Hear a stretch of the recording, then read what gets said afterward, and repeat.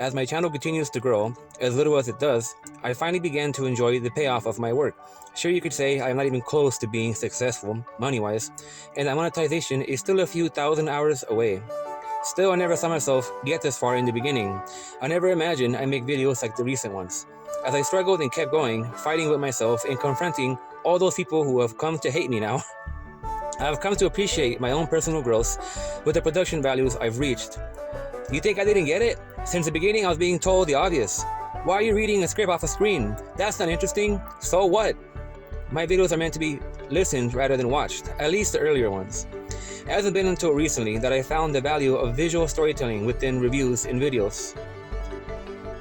The reason why I started editing so much is because I want to tell parts of an anime entry visually while at the same time reviewing it. Sometimes an anime can speak for itself, as I'll get to Ideon later in this video and explain what I was trying to do there.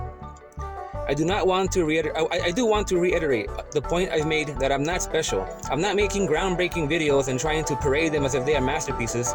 This is just an explanation and rationalization of what I've been doing recently, an update, you could say. For those who've been following my videos for a while now, I think it's become clear that I am putting my autobiography in this channel bit by bit. I've talked many times personally about myself and my life when I relate to the anime I talk about. For example, in my Violet Evergarden video, I almost broke down halfway into it crying, sharing a moment in my life that has forever scarred and traumatized me. Most of these recent videos have bits and pieces of my personal life, my insecurities. You can almost take all these videos and take those parts out to make up an autobiography of sorts. I can see ideas from old videos clash with those of newer ones as I constantly battle against myself, trying to figure myself out. In a return to Millennium Actress, I began my first real editing in a big video. I don't know yet if my clipping process uses an intelligent approach. After I watch something, I watch it again and clip out everything I feel I can use. If you follow me on Analyst, you'll know what video I'm working on at the moment if you see me rewatching something. This video has like maybe 250 clips, whereas in a monster-sized series like Victory Gundam, I ended up with 650 clips, and I'll get to the disaster that happened there because of that. Usually, I'll end up using around 70% of the clips I gathered and save the rest for another day. Millennium Actress is one of those films that leaves you thinking deeply and makes you sad, though satisfied at the same time. It's a strange feeling, as this film is as beautiful as it is tragic. I recently run into anime like this, such as Ideon and a certain Magical Girl series. Yes, I am a very emotional person, if it wasn't clear enough already. When watching A Return to Millennium Actress, that was the moment it hit me, that I finally got it together and overcame many of my constant critiques as a content creator. I teared up because I was overwhelmed by the amount of payoff in that moment. All those terrible videos I made, hundreds of them, and finally I had overcame them. Still, I need to improve my audio more. I showed some of my friends my videos and they showed support. Despite this, I still have a long way to go, and I sacrificed so much for this that I may hit difficult financial times soon if I am not careful with the future with myself. About my growth, it's strange. I have so much varied content. I think people are confused about putting me in a genre as a content creator. I am not a mecha channel or a seasonal anime channel. I don't just do reviews and think people often are put off with the variety in my taste and how the anime I pick might look too random and unrelatable to them. That's too bad. On a lighter note, I made two videos, Legend of the Galactic Heroes but it's K-on's OST, and K-on but it's Legend of the Galactic Heroes OST. The first one exploded recently because I think the Japanese audience found it, and it has become so successful, it's nearing 100 likes, and overtook my video on Yang Wenli as my most watched and successful video. The fact that that video quickly surpassed that and the Ideon video is comical to me. I suppose it's like Harold said, now we know what the people want. That's a series that I am working on, a fanfiction you could say, about the dimensional merge between Legend of the Galactic Heroes and K-on! Simply put, I just find that idea funny. I made another one for the Legend of the Galactic Heroes recently, and more with K-on! Will appear someday. On a side note, I gave up following so many YouTubers. I don't have time anymore. I think I unsubscribed to like 90% of the channels I was following. On a positive note, I found some really great channels recently thanks to Shades, and others are emerging that give me hope.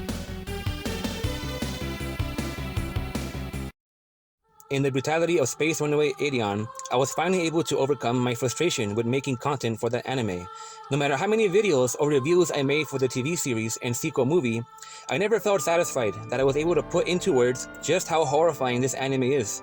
I'll never forget the first time I watched To Be Invoked. Never had I been mentally destroyed and horrified so much by a work of fiction. I took some of the deaths pretty badly as I had fallen in love with the cast. Keep in mind, I had no idea what was going to happen in To Be Invoked. Some of the deaths were so terrifying to me. I think I started crying more out of fear than anything else. That movie reduced me to a scared child. Tomino did an excellent job. The first time the militaristic song in the beginning of the video played, I was left in awe of how well it glorified the teamwork and violence in the anime. I wanted to work with this song. I started thinking to myself that the only proper way to show off the brutality of this anime is to take an AMV-like approach. The production for this video was brutal on the mind. Towards the end, the most violent parts of it, I started getting depressed. After all, I had subjected myself to constant deaths all day for several days straight in that week that I rewatched the series and made that video. I started to realize that the mental toll for creating something like this was getting brutal as well. I felt as if I was possessed at the end when finishing it. That week went by like a blur that I vaguely remember now. The video is split into 5 movements. The first one is to show the teamwork and battles of the main cast. I made sure I showcased Cosmo, Kasha, Dek, Gije, and Captain Best fighting here. I wanted to focus on how much of a savage beast the Ideon is and its pilots. The second movement starts when the Ideon docks and song changes. In that one, I wanted to showcase the many powers of the Ideon itself, a sentient being with unlimited power and universal tier levels of destruction causing. It's impressive. I didn't want to spoil too much for those going into this without watching it. As a result, I purposely left out some of its abilities and the ending of the series at the end. Of course, the first ability I wanted to showcase is the all-directional missile barrage.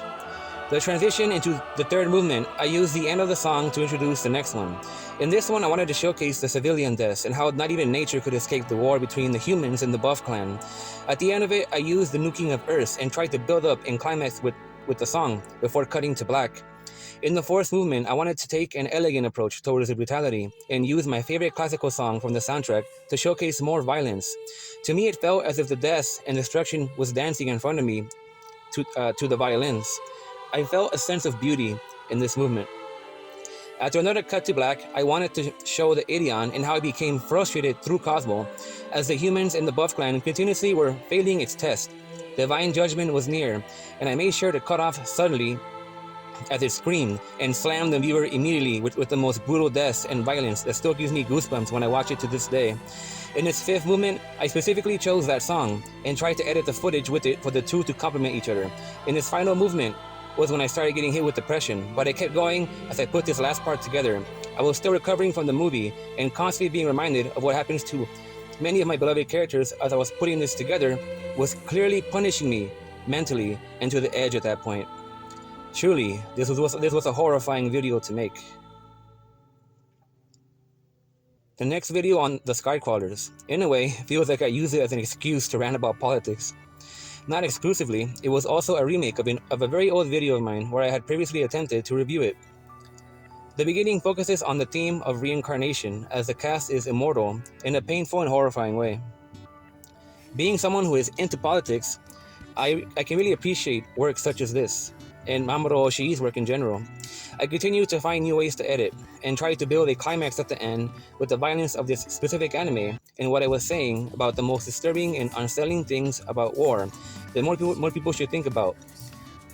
I've been focusing on building climaxes in my videos. I think it makes them more interesting, maybe even a little exciting. In a paranoid analysis of Paranoia Agent, I wanted to embrace the absurdity about it and try to express it. It's an important example for me in the importance of rewatching anime from years ago. The first time I watched it, I didn't understand it at all and banished it. Recently, I gave it another watch and it became one of my favorite entries. It makes you wonder what I think now about a lot of anime I've forgotten about. In an attempt to improve, I began experimenting with audio reducing and increasing. The edits here started to become a lot more technical. I pushed the editor with very specific edits that it could barely handle. I tried a lot of ideas and to be experimental. Then, at the climax in the middle, I decided to turn myself into a character from the series and gave a panicked confession about lots of my personal insecurities and paranoia that I have. I felt a bit embarrassed, but wanted to be experimental and try that approach. At the end, Shonen Bat hits me in the head. The second part of the video is much slower and focuses on the central climax of one of the main characters.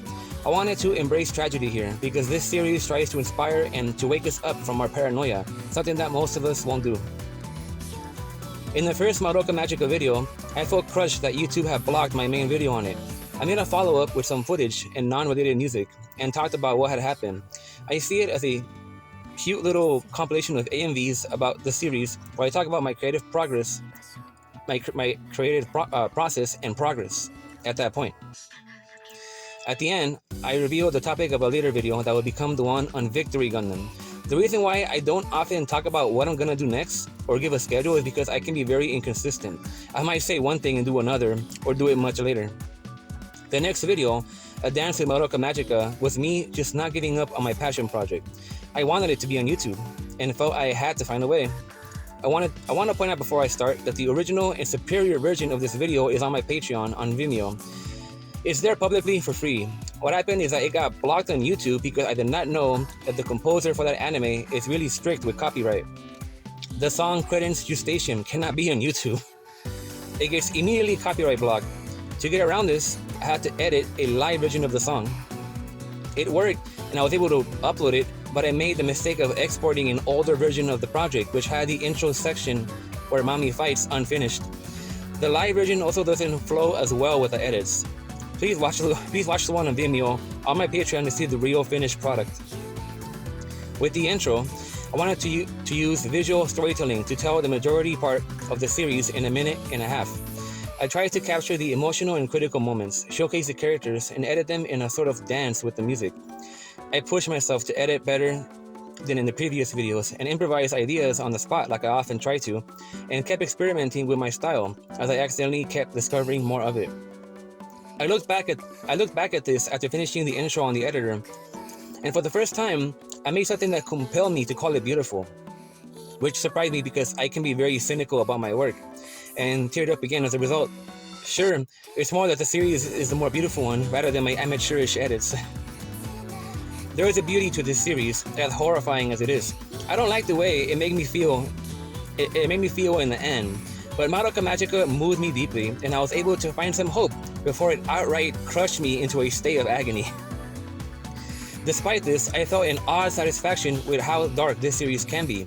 Perhaps its execution is done so well by a production standpoint that I can accept what happens. But I was wrong about something I said. Considering the movie Rebellion, I would never want to be a magical girl now.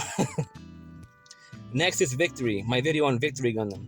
When I first made this video, I felt disappointed and not very satisfied with it. Now, I love and cherish it after having watched it a few times. The reason why I felt like that at first is because I had so many clips for this ready that my laptop could not handle it on the editor. As a result, putting this together was difficult because it froze for a few seconds whenever I tried to do anything. I had to scrap many ideas and clips towards the second half of it, and it does show in how many slideshows I used that were supposed to be more technical edits. With this video, I wanted to trick the audience that had not watched Victory Gundam into thinking this was a lighthearted series at first. Of course, this only applies to that audience that doesn't know. As I talked about it in an optimistic way, the music starts to get ominous to sort of throw the viewer off. Then with Shakti singing, it would make the viewer think even more that this would be a lighthearted series in video. Then I take a similar approach to what I did with Ideon and suddenly transition into the most disturbing, gory, and violent moments in Victory Gundam.